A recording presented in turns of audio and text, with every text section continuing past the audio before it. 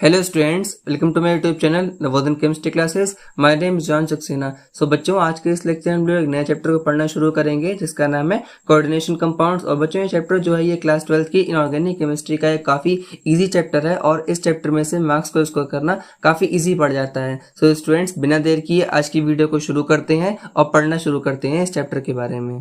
सो बच्चों, जैसे कि हम लोग जानते हैं कि केमिकल बॉन्ड्स जो होते हैं वो जनरली दो टाइप के होते हैं। पहला टाइप का केमिकल बॉन्ड जो होता है उसे हम लोग बोलते हैं आयनिक बॉन्ड है, और सेकंड टाइप का जो होता है उसको हम लोग बोलते हैं कोवेलेंट बॉन्ड। और आप लोग ये भी जानते हैं कि आयनिक बॉन्ड का फॉर्मेशन कब होता है, जब किसी एक एटम से दूसरे एटम को इलेक्ट्रॉन्स का क्या हो जाता है, कंप्लीट ट्रांसफर ऑफ इलेक्ट्रॉन्स हो जाता है। तो वहां पर कौन सा बॉन्ड पाया जाएगा, आयनिक बॉन्ड। फॉर एग्जांपल, अगर मान हम लोग बात कर लेते हैं सोडियम क्लोराइड के बारे में, तो इसमें क्या होता है, जब सोडियम अपने एक इलेक्ट्रॉन को क्लोरीन को डोनेट कर देता है तो सोडियम जो होता है वो कैटायन में कन्वर्ट हो जाता है और क्लोरीन किस में कन्वर्ट हो जाता है, एनायन में। इसका मतलब एक ऐसा बॉन्ड जिसमें इलेक्ट्रॉन्स के ट्रांसफर की वजह से एटम जो होते हैं वो आयंस में कन्वर्ट हो जाते हैं, तो इस टाइप के केमिकल बॉन्ड को क्या बोला जाता है, आयनिक बॉन्ड बोला जाता है। और ऑन द अदर हैंड, अगर मान ली बात करें तो कोवेलेंट बॉन्ड क्या होता है, यहाँ पर इलेक्ट्रॉन का ट्रांसफर ना होकर के क्या होता है, सिंपली इलेक्ट्रॉन्स की शेयरिंग हो जाती है। ठीक है, यानी कि एक ऐसा बॉन्ड जो कि दो एटम्स के बीच में इलेक्ट्रॉन्स की शेयरिंग की वजह से बनता जा करके उसी को बोला जाता है कोवेलेंट बॉन्ड। अब इसके एग्जांपल तो काफी ढेर सारे आप जानते हैं, मान लीजिए CH4 H2 गैस या फिर Cl2 गैस,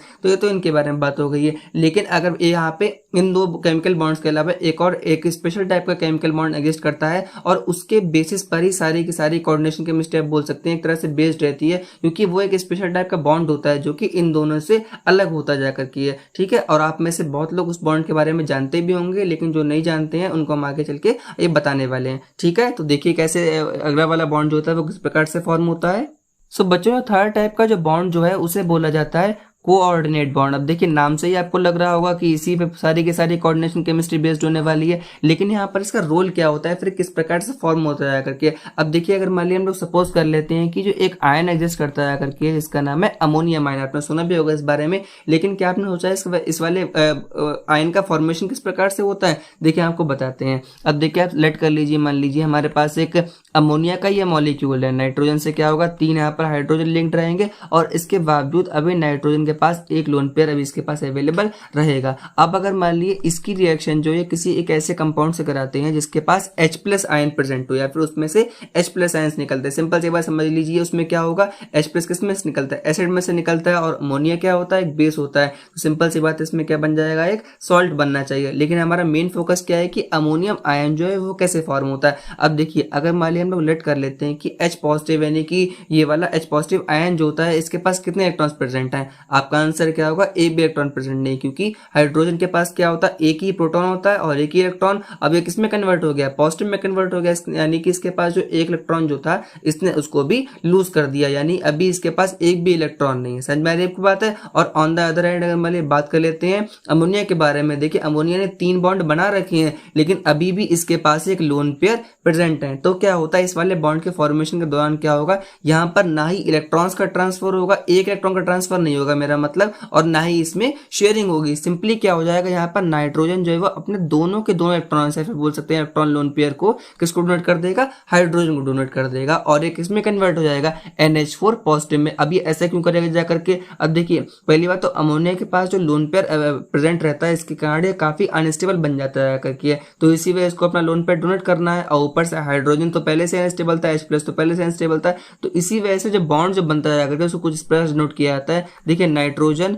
और बाकी के तीनों हाइड्रोजन होते हैं वो तो नॉर्मली बॉन्डेड रहेंगे, लेकिन जो स्पेशल बॉन्ड, यानी अभी देखिए नॉर्मली क्या होता है, ये वाले बॉन्ड कैसे बनते हैं, तो इलेक्ट्रॉन की शेयरिंग से बने होंगे या फिर इलेक्ट्रॉन के ट्रांसफर से बने होंगे। लेकिन इसमें क्या हो रहा है, ये वाला स्पेशल टाइप का बॉन्ड कैसे बना है, एक लोन पेयर के ट्रांसफर से बनाया करके, इसलिए इसको इस तरह से एरो से दिखाया जाता है, और यही बॉन्ड जो होता है इसी को बोला जाता है ये कोऑर्डिनेट बॉन्ड। समझ में आ रही है आपको बात। अगर मान लीजिए इसको डिफाइन करने के लिए बोला जाता है तो आप ऐसे समझ सकते हैं कि the type of bond which is formed due to the transfer of a lone pair और lone pair of electrons from any molecule to such a species or ion which is electron deficient is called as the coordinate bond। और इसको हिंदी में कैसे बोलेंगे, एक ऐसे प्रकार का बॉन्ड जो कि किसी मॉलिक्यूल के द्वारा एक लोन पेयर को डोनेट करने में बनता है, किसको, एक ऐसे एटम को या फिर एक ऐसी स्पीशीज को जिसके पास एक भी इलेक्ट्रॉन प्रेजेंट नहीं है, उसी टाइप के बॉन्ड को क्या बोला जाता है, कोऑर्डिनेट बॉन्ड कहा जाता है। समझ में आ रही है आपको बात है। अब देखिए, इसी प्रकार से आप चाहें तो हाइड्रोनियम आयन यानी H3O पॉजिटिव आयन जो होता है, आप इसकी भी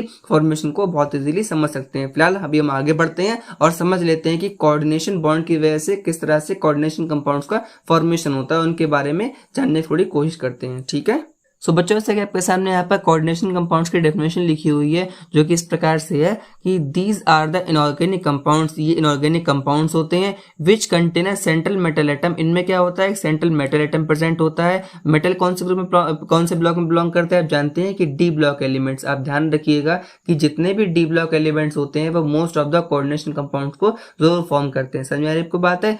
आगे पढ़ते हैं, which is surrounded by a definite number of species which are actually Lewis bases. अब देखिए यहाँ पर ये बात लिखी कि लिविस बेसिस, और आप अच्छे से जानते हैं कि लिविस बेस का मतलब क्या होता है, ऐसी स्पीशीज या फिर ऐसे ग्रुप ऑफ एटम्स जो कि इलेक्ट्रॉन पेयर को डोनेट करने का काम करते हैं, वही कहलाते हैं लिविस बेसिस। अभी देखिए मैंने आपको थोड़ी देर पहले बताया भी था, अमोनियम आयन के फॉर्मेशन के समय क्या होता है, उसमें अमोनिया के पास एक लोन पेयर प्रेजेंट होता है, वो डोनेट कर देता है। इसका मतलब अमोनिया कैसे काम करेगा, एज अ लिविस बेस की तरह काम करेगा। तो सिंपली आप इसको ऐसे समझ सकते हैं, मान लीजिए हमारे पास एक मेटल एटम है एक्स, अगर मान लीजिए इसके पास में कुछ ऐसी स्पीशीज अरेंज है, इसके मान लीजिए सपोज कर लीजिए यहाँ पर एक वाई अरेंज है और वाई के पास क्या है, कुछ लोन पेयर्स अवेलेबल है और वो अपने लोन पेयर्स को इसको डोनेट कर रहा है, एक्स को डोनेट कर रहा है करके। तो इस प्रकार से जो कंपाउंड्स का फॉर्मेशन होता है उन्हीं को बोला जाता है कोऑर्डिनेशन कंपाउंड। समझ में आ रही है आपको बात है। अब चलिए आगे बढ़ते हैं और देख लेते हैं कि एक साइंटिस्ट हुए हैं एल्फ्रेड वर्नर, उनकी थ्योरी के अकॉर्डिंग कोऑर्डिनेशन कंपाउंड को किस प्रकार से काफी इजीली समझा जा सकता है। समझ में आ रही है आपको बात है। चलिए आगे बढ़ते हैं फिर। सो स्टूडेंट्स, आज हम लोग जिन कोऑर्डिनेशन कंपाउंड्स के बारे में स्टडी कर रहे हैं उनकी केमिस्ट्री को डिस्कवर करने का जो सारा का सारा क्रेडिट जो है वो सिर्फ एक साइंटिस्ट या फिर आप बोल सकते हैं केमिस्ट को जाता है। इनका नाम है एल्फ्रेड वर्नर। जैसा कि आप स्क्रीन पर देख भी पा रहे हैं, यहाँ पर जो थ्योरी का नाम लिखा है वो है वर्नर्स थ्योरी, और ये इन्हीं साइंटिस्ट ने प्रपोज की थी इन ईयर 1893। अब देखिए थ्योरीज तो काफी सारी आती हैं, लेकिन ये इंपॉर्टेंट थ्योरी इसलिए बन जाती है क्योंकि जब इन्होंने इस थ्योरी के बारे में बताया था, उस थ्योरी को प्रपोज किया था, उस वक्त पर इवन इलेक्ट्रॉन तक की डिस्कवर नहीं किया गया था। और यहाँ पर उस टाइम पर ना, यानी कि जब इलेक्ट्रॉन्स ही नहीं थे, तो उसका मतलब वहाँ पर उस टाइम पर स्पेक्ट्रोस्कोपी बारे में कोई किसी को नॉलेज नहीं था। लेकिन तभी भी उन्होंने इस थ्योरी को सिर्फ और सिर्फ एक्सपेरिमेंटल या फिर आप बोल सकते हैं कि प्रैक्टिकल बेसिस पर उन्होंने बताया अपने उन काफी सारे कैलकुलेशंस, काफी सारे ऑब्जर्वेशंस के बेस पर इस थ्योरी को बताया जा करके था, और इससे काफी हद तक कोऑर्डिनेशन कंपाउंड से केमिस्ट्री को स्टडी करना काफी इजी बन चुका था। सो स्टूडेंट्स, ये थ्योरी जो है काफी इंपॉर्टेंट बन जाती है। तो देखिए, अगर मान लिया हम आपको बताएं कि सारे के सारे इनके एक्सपेरिमेंट या फिर ऑब्जर्वेशन को बताना इंपॉर्टेंट भी नहीं है और आपके लिए जरूरी भी नहीं उतना है, लेकिन इसको अगर हम थोड़ा सा ब्रीफ में बताने की कोशिश करें, देखिए इस थ्योरी को किस प्रकार समझा जा सकता है, या फिर वर्नर ने ऐसे कौन कौन से एक्सपेरिमेंट किए थे जिससे वो इस कंक्लूजन पे पहुंच और उन्होंने कोऑर्डिनेशन कंपाउंड्स की केमिस्ट्री के बारे में प्रपोज किया। ठीक है, तो स्टूडेंट्स, वर्नर ने अपने एक्सपेरिमेंट में कोबाल्ट क्लोराइड को डिफरेंट अमोनिया के प्रोपोर्शन में डिसॉल्व करने के बाद में कुछ कंपाउंड्स को बनाया जा करके। अब देखिए इसका मतलब क्या है, उन्होंने क्या किया, यानी कोबाल्ट का जो क्लोराइड यानी कि COCl3 जो होता है, उन्होंने पहले 1 मोल कोबाल्ट क्लोराइड में उसको 6 मोल अमोनिया में जब डिसॉल्व किया जा करके, तो उन्होंने एक कंपाउंड सोचा, मतलब ऐसा बनना चाहिए था, उसका नाम होगा COCl3.6NH3, ये कंपाउंड बनना चाहिए था। सिमिलरली जब मान ली उन्होंने 1 मोल कोबाल्ट क्लोराइड को जब मान ली उन्होंने 5 मोल अमोनिया में डिसॉल्व किया होगा, तो कौन सा कॉम्प्लेक्स बना होगा, COCl3.5NH3। अब देखिए ये थोड़ा सुनने में तो ऑकवर्ड लगेगा कि जब ये आपस में यहाँ पर इनको डिसॉल्व किया जा रहा है तो ये आपस में रिएक्शन क्यों नहीं कर रहे हैं। अब देखिए इसको आप बहुत इजीली समझ लीजिए। ऐसे मान लीजिए आपको बताएं कि कुछ डबल सॉल्ट्स होते हैं। डबल सॉल्ट आप जैसे जानते हैं कि जो 2 सॉल्ट से मिलकर बनते हैं उन्हें बोला जाता है डबल सॉल्ट। फॉर एग्जाम्पल, अगर मान लीजिए जैसे कि KCl प्लस MgCl2 को जब आपस में मिला दिया जाता है तो बन जाता है KCl2.MgCl2 और प्लस 6H2O की ये सॉल्यूशन जो होता है वो वाटर में होता है। तो देखिए जैसे कि ये वाले मॉलिक्यूल से ये आपस में रिएक्ट नहीं करते हैं, लेकिन क्या होता है, एक तरह से आपस में ये अटैच होकर रह जाते हैं। सिमिलरली यहाँ पर जो कोबाल्ट क्लोराइड जो है वो अमोनिया से रिएक्ट करके अपनी जो उसकी जो मेन एग्जिस्टेंस जो है उसको नहीं खो देगा, अपने आइडेंटिटी को नहीं खो देता है। इवन उन अमोनिया के मॉलिक्यूल्स को as a water of crystals आप बोल सकते हैं, उसको साथ में अटैच करके रख लेता है। समझ में आपको बात है। तो ये होता है यहाँ पर 2 रिएक्शंस, उन्होंने इस प्रकार से काफी सारे एक्सपेरिमेंट किए जा करके थे, तो उन्होंने ऐसे कुछ कंपाउंड्स को यहाँ पे प्रिपेयर कर लिया था। ठीक है, अब देखिए आगे बढ़ते हैं और समझ लेते हैं इसके बाद उन्होंने क्या किया होगा। ठीक है, तो उन्होंने क्या किया, देखिए जो यहाँ पर पिछले भी जो कंपाउंड्स बनाया गया था, जैसे मान लीजिए कोबाल्ट क्लोराइड डॉट 6NH3, इस वाले कंपाउंड में जब उन्होंने सिल्वर को ऐड किया तो उन्होंने पाया कि इस वाली रिएक्शन के अकॉर्डिंग उसमें 3 मोल AgCl प्रेसिपिटेट हुआ जा करके। सिमिलरली जब उन्होंने नेक्स्ट वाला कंपाउंड यानी कि COCl3 डॉट 5NH3 में फिर से उन्होंने जब सिल्वर को ऐड किया जा करके तो उसमें सिर्फ और सिर्फ 2 मोल AgCl बना। और ऐसे करते करते उन्होंने जब काफी सारे रिएक्शन को कंक्लूड कर जा करके देखिए यहाँ से क्या इसमें यहाँ पर रिजल्ट क्या मिलता है। अब देखिए समझने वाली बात है यहाँ पर क्या, देखिए हमारे पास क्या है, कितने यहाँ पे क्लोरीन अवेलेबल है, 3 क्लोरीन अवेलेबल है। उन्होंने इस वाले कंपाउंड की रिएक्शन Ag से कराया करके तो कितने यहाँ पे कितने मोल प्रेसिपिटेशन हुआ, 3 मोल AgCl बनाया करके। इसका मतलब क्या है, इस वाले कंपाउंड में जो 3 क्लोरीन अवेलेबल थे वो तीनों के तीनों ऐसा प्रेसिपिटेट फॉर्म होगा जा करके। लेकिन जैसे उन्होंने आगे बढ़ा, मान लीजिए इस वाली रिएक्शन की बात कर लेते हैं, इस वाली रिएक्शन में भी 3 क्लोरीन अवेलेबल थे लेकिन अब प्रेसिपिटेट कितने हुए जा करके, सिर्फ और सिर्फ 2 क्लोरीन प्रेसिपिटेट हुए in the form of AgCl, silver chloride की फॉर्म में। सिमिलरली जब उन्होंने एक और कंपाउंड मान लिया, लेट कर लीजिए, उन्होंने क्या किया था, कोबाल्ट क्लोराइड डॉट 4NH3 को जब उसमें जब उन्होंने सिल्वर को ऐड किया तब उसमें सिर्फ और सिर्फ 1 मोल AgCl बनाया करके। इसका मतलब क्या है, 3 में से सिर्फ और सिर्फ 1 क्लोरीन फ्री था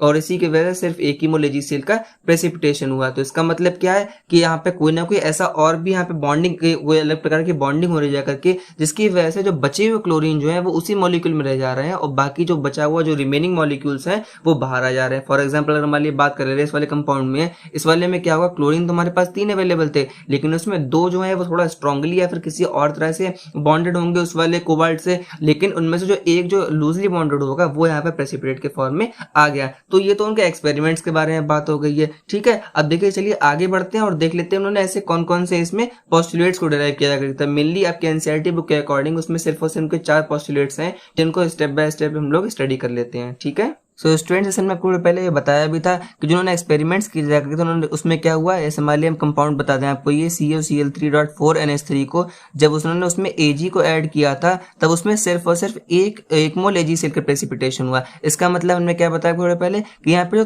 3 क्लोरीन इस वाले कंपाउंड में प्रेजेंट थे उसमें 2 तो कुछ अलग टाइप के बॉन्डिंग बना रहे जो कि काफी स्ट्रॉन्ग है, जो कि Ag जो सिल्वर जो है उसको ब्रेक नहीं कर पा रहा है, लेकिन उनमें से जो बचा हुआ क्लोरीन जो कि थोड़ा सा आप बोल सकते हैं थोड़ा लूजली बाउंडेड है वो यहाँ पर प्रेसिपिटेट के फॉर्म में आ जा रहा है। इसका मतलब क्या है कि इस वाले कंपाउंड में 2 टाइप की बॉन्डिंग एज कर रहे हैं करके, एक तो इतनी स्ट्रांग है कि उसको इवन वो वहां से ब्रेक ही नहीं हो पा रहा है, उसमें से जो वहां पे मॉलिक्यूल आप बोल सकते हैं यहाँ पे जो क्लोरीन एटम जो है वहां से अलग ही नहीं हो पा रहा है, लेकिन एक और टाइप की वैलेंसी है जो नॉर्मली बिहेव कर रही है और वहां पर क्या हो रहा है, उसमें AgCl का प्रेसिपिटेशन हो जा रहा है। इसी वजह से उन्होंने क्या बताया, उनका जो पहला पोस्टुलेट यहाँ पर जो आता है उन्होंने ये बताया था कि any coordination compound contains 2 type of valencies, one is primary valency and the another one is secondary valency। तो उनका पहला पोस्टुलेट जो यहाँ पर आता है उन्होंने ये बताया था कि any coordination compound contains 2 types of valencies or bonding, the first one is called as the primary valency and the second one is the secondary valency। अब देखिए यहाँ पे वर्ड का यूज करा जा रहा है वैलेंसी,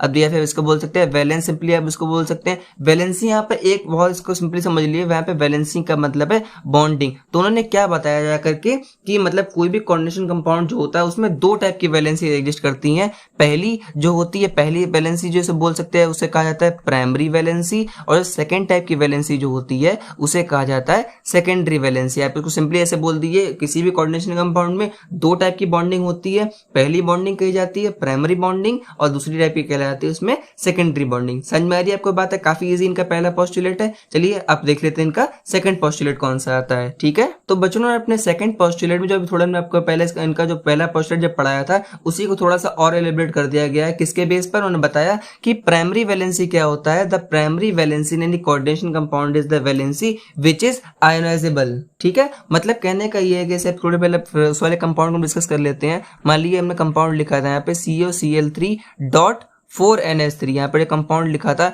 इसमें क्या हो रहा था, यहाँ पर इसमें 1 मोल AgCl का प्रेसिपिटेशन हो रहा था। इसका मतलब क्या था, इसमें 2 क्लोरीन जो है वो तो स्ट्रांगली बॉन्डेड है, लेकिन एक कैसा हो रहा है, एक लूजली बॉन्डेड है और इसीलिए वो आयनाइज हो रहा है। मतलब इसका मतलब क्या है, वो आयन में कन्वर्ट हो रहा है करके। इसका मतलब क्या है कि जो वैलेंसी आयन में कन्वर्ट हो जा रही है, जो इजीली आयन में कन्वर्ट हो जा रही है, वही वैलेंसी कहलाएगी प्राइमरी वैलेंसी।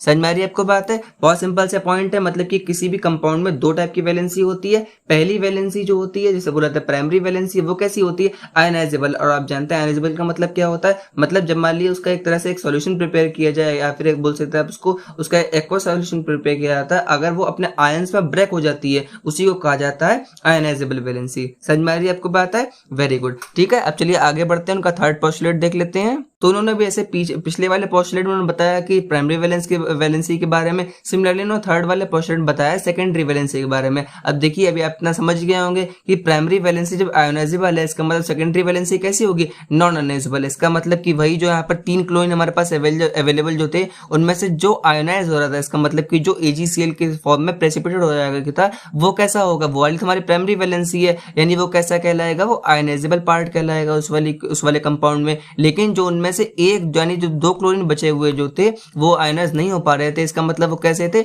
नॉन आयोनाइजेबल, और इन्हीं को कहा जाता है सेकेंडरी वैलेंसी। काफी सिंपल सा पॉइंट है कि किसी भी कॉम्प्लेक्स कंपाउंड में दो टाइप की वैलेंसी एग्जिस्ट करती है। पहली प्राइमरी वैलेंसी, और सेकंड टाइप कौन सा होता है? Secondary valency. प्राइमरी वैलेंसी यानी कि जो आयोनाइजेबल होती है, और सेकेंडरी वैलेंसी कौन सी होती है? नॉन आयोनाइजेबल होती है। अब देखिए यहाँ पर जो इनका जो फोर्थ पोस्टुलेट जो हम लोग देखने वाले हैं, वो काफी इन तीनों पॉइंट से अलग पड़ जाता है। इनका बहुत सिंपल समझ लीजिए कि किसी भी कोऑर्डिनेशन कंपाउंड में जो सारी की सारी वैलेंसीज जो होती हैं, फिर वो एक तरह से सेंट्रल मेटल एटम के अराउंड में एक पर्टिकुलर अरेंजमेंट होता है उनका। मतलब कि जैसे आपने अभी तो पढ़ाया था आपको वेस्पर थ्योरी के अकॉर्डिंग, क्या होता है उनका? एक प्रॉपर एक ज्योमेट्री होती है, बोल सकते हैं उनका एक प्रॉपर शेप होता है। सिमिलरली जो किसी भी सेंट्रल मेटल एटम के अराउंड जो यहाँ पर इसमें जो स्पीशीज है, फिर बोल सकते हैं जो इसमें वैलेंसीज जो अरेंज होती जा करके, उनका एक प्रॉपर अरेंजमेंट होता है। समझ में आ रही है आपको बात है? बहुत सिंपल सा पॉइंट। अगर मान लीजिए सपोज कर लेते हैं कि हमारे पास एक सेंट्रल एटम है A, और उसमें यहाँ पर मान लीजिए इसमें 6 वैलेंसीज लगी हुई है, उसका फॉर्मूला क्या बन जाएगा?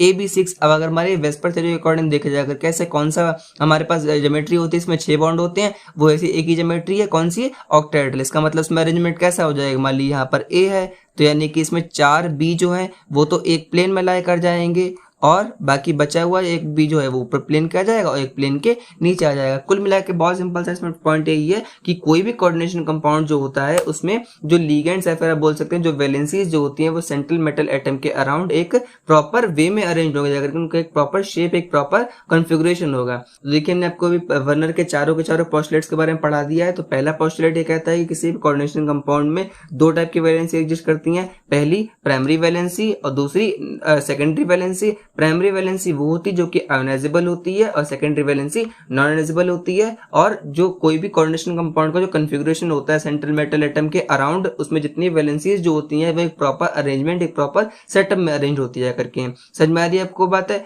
Very good. तो ये वर्नर थ्योरी हमारी जो है अभी तक इसमें कंप्लीट हो चुकी है। चलिए बढ़ते हैं अपने नेक्स्ट टॉपिक की ओर। सो स्टूडेंट्स, ये टॉपिक जो है भी काफी कंफ्यूजन क्रिएट करने वाला होता है कि आखिर डबल सॉल्ट और कोऑर्डिनेशन कंपाउंड जो होते हैं उनमें ये डिफरेंस क्या क्या होता है। दिखने में तो लगभग सेम ही लगते हैं, लेकिन में आखिर ये डिफरेंस क्या क्या होता है। ठीक है, तो चलिए हम लोग देख लेते हैं आखिर ये डबल सॉल्ट्स क्या होते हैं। देखिए डबल सॉल्ट का सबसे पहले आपको एक हम एग्जांपल देकर दिखाते हैं, जिस बहुत फेमस एग्जांपल है, आप जिसको हम लोग एलएम के नाम से भी जानते हैं कि K2SO4 का फॉर्मूला क्या आता है? K2SO4 AlSO4 का होल थ्राइस और डॉट उसमें 24H2O। अब देखिए कैसा होता है डबल सॉल्ट, हम लोग बहुत अच्छे से जानते हैं। तो ये देखिए ये जो फॉर्मूला यहाँ पर लिखा हुआ है बेसिकली ऐसे कैसा होता है, इसका कंडेंस्ड फॉर्मूला होता है जाकर के। अब अगर मान लीजिए हम लोग एलएम को जब मान लीजिए पानी में डिजोल्व करेंगे जाकर, देखिए इसमें ध्यान से कौन कौन से आयन बनेंगे जाकर के। ये एक अलग सॉल्ट होता है, आप जानते हैं इसमें क्या निकलेगा? K+ निकलेगा, और इस वाले में से सिर्फ और सिर्फ SO4 2 नेगेटिव निकलेगा। सिमिलरली एल्यूमिनियम से क्या आएगा? एल्यूमिनियम से 3 पॉजिटिव, और यहाँ से भी SO4 2 नेगेटिव। कहने का मतलब क्या है कि डबल सॉल्ट क्या होता है, बेसिकली क्या होता है, उसमें 2 सॉल्ट ही प्रेजेंट होते हैं। और आप जानते हैं किसी भी सॉल्ट में क्या होता है, एक कैटायन होता है और एक एनायन होता है। सिमिलरली दूसरा वाला सॉल्ट होगा उसमें भी एक कैटायन होगा और एक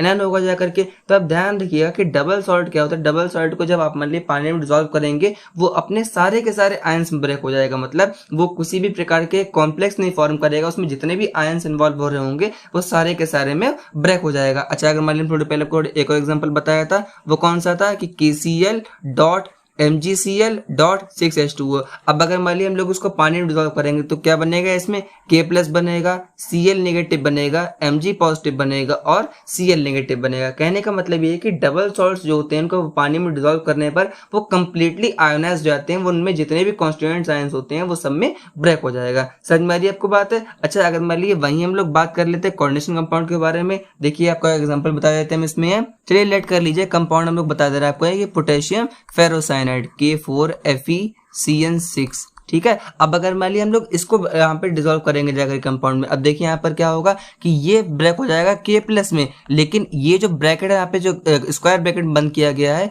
ये बेसिकली आयन कुछ इस प्रकार का है।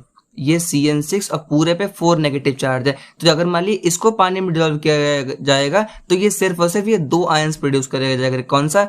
K पॉजिटिव और FeCN6 4 नेगेटिव। मतलब कहने का ये यहाँ पे जो साइनाइड जो लिखा हुआ है ये साइनाइड अपने Cn नेगेटिव वाले रूप में नहीं आ जाएगा। समझ में आ रही है आपको बात है? अच्छा, अगर मान लीजिए इस हिसाब से हम लोग एक और एग्जांपल जहाँ पे चेक कर लेते हैं। मान लीजिए लिखा हुआ है ये FeH2O का होल 6 और यहाँ पर Cl2। अब मान लीजिए ये कंपाउंड लिखा हुआ है यहाँ पर है, ठीक है। अब अगर इसको पानी में डिसॉल्व किया जाएगा, जब यहाँ पे इसको आयनाइज करने की कोशिश की जाएगी तो ये ऐसे कन्वर्ट हो जाएगा कि FeH2O होल 6 और इस पर 2 पॉजिटिव चार्ज आ जाएगा और इस पर Cl नेगेटिव आएगा। तो आई होप आपको यहाँ पे डिफरेंस समझ में आ रहा होगा कि हमने आपको थोड़ी पहले बताया कि यहाँ पर जो डबल सॉल्ट जो होते हैं वो अपने जिनमें जितने भी आयंस प्रेजेंट होंगे उसमें सब में आयनाइज हो जाएंगे, सब में ब्रेक हो जाएंगे। लेकिन अगर मान लीजिए हम लोग वहीं बात कर लेते हैं इनके कोऑर्डिनेशन कंपाउंड्स के बारे में, वो सिर्फ और सिर्फ अपने प्राइमरी वैलेंसीज में आयनाइज होते हैं। अगर हमने थोड़े पहले बताया भी था कि वो वैलेंसी जो आयनाइजेबल होती है वो कहलाती है प्राइमरी वैलेंसी। इसका मतलब वो सिर्फ और सिर्फ अपने प्राइमरी वैलेंसी में ब्रेक होगा जा करके, और उनके सेकेंडरी वैलेंसी यानी कि नॉन आयनाइजेबल होती हैं वो नहीं आयनाइज हो पाती हैं।